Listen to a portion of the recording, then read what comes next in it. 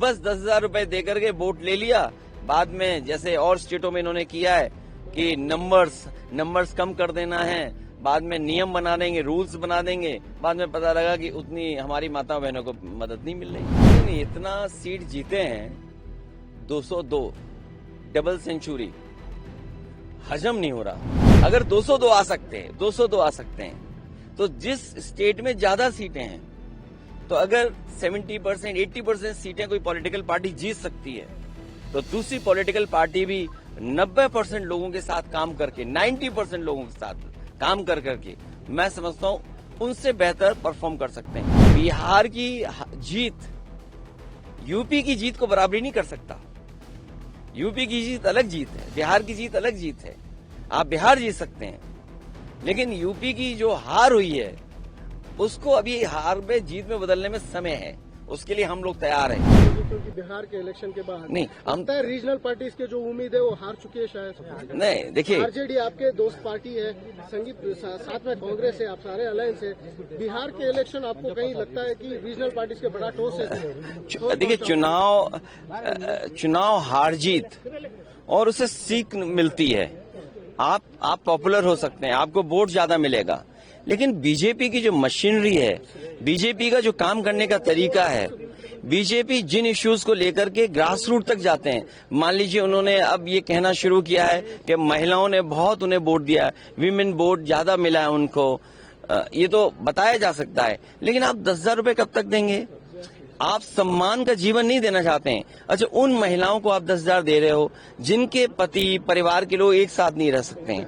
देखिए, दुख की बात यह है कि बिहार यूपी वो स्टेट है जहां के सबसे ज्यादा लोग बाहर जाते हैं, वो अपने परिवार को छोड़ के जाते हैं। परिवार के साथ परिवार की तरह रहें, उसके लिए सरकार काम नहीं कर रही है। बस 10,000 रुपए दे करके वोट ले लिया।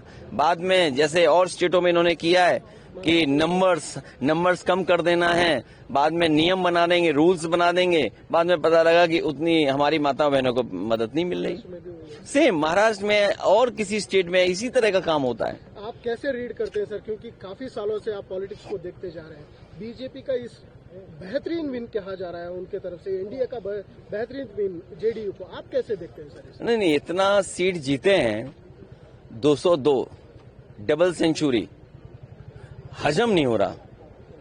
आई am not able to understand कि भाई ये रिजल्ट कैसे, अगर 202 आ सकते हैं तो जिस स्टेट में ज्यादा सीटें हैं, तो अगर 70% 80% सीटें कोई पॉलिटिकल पार्टी जीत सकती है, तो दूसरी पॉलिटिकल पार्टी भी 90% लोगों के साथ काम करके 90% लोगों के साथ काम करके मैं समझता हूं उनसे बेहतर परफॉर्म कर सकते हैं। क्योंकि अगर ये बेंचमार्क है तो इस बेंचमार्क को तो क्रॉस करना ही करना है हमें।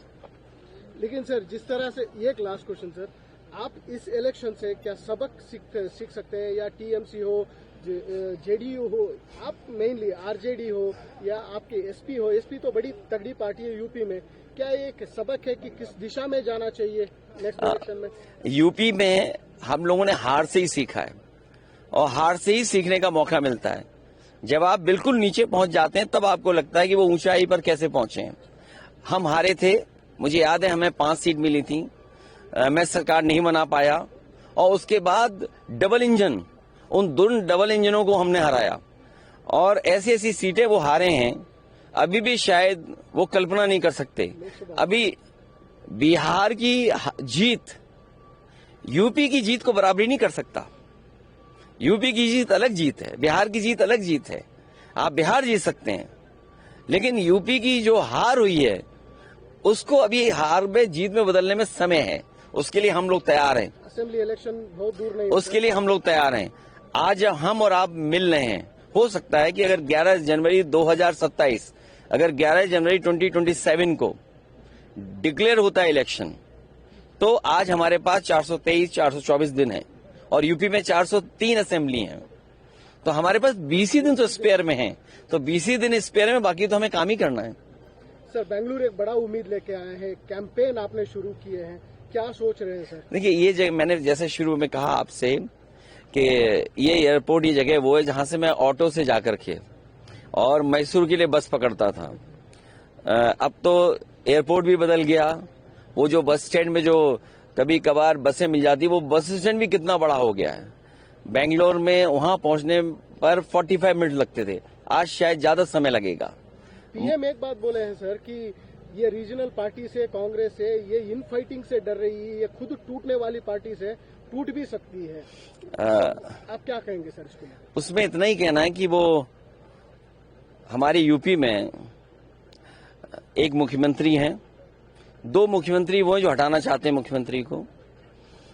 दिल्ली में 1 में 2 में लड़ाई है, 2 1 बनना चाहते हैं। इसीलिए आपने देखा होगा बहुत सारे ऐसे सवाल खड़े होते हैं जिनका जवाब सरकार को ही देना है और वो विपक्ष से पूछते हैं। घुसपैठिए आ गए, 11 साल से सरकार किसकी है? घुसपैठिए आए तो उन्हीं की सरकार में आए होंगे, तो कम से कम उन्हें ये बताना चाहिए कि 2014 से पहले कितने घुसपैठिए आए और 2014 के बाद आज तक कितने घुसपैठिए आए। अगर उनके पास संख्या नहीं है, इसका मतलब ये है कि वो आपस में एक दूसरे को नीचा दिखाना चाहते हैं। Thank you so much.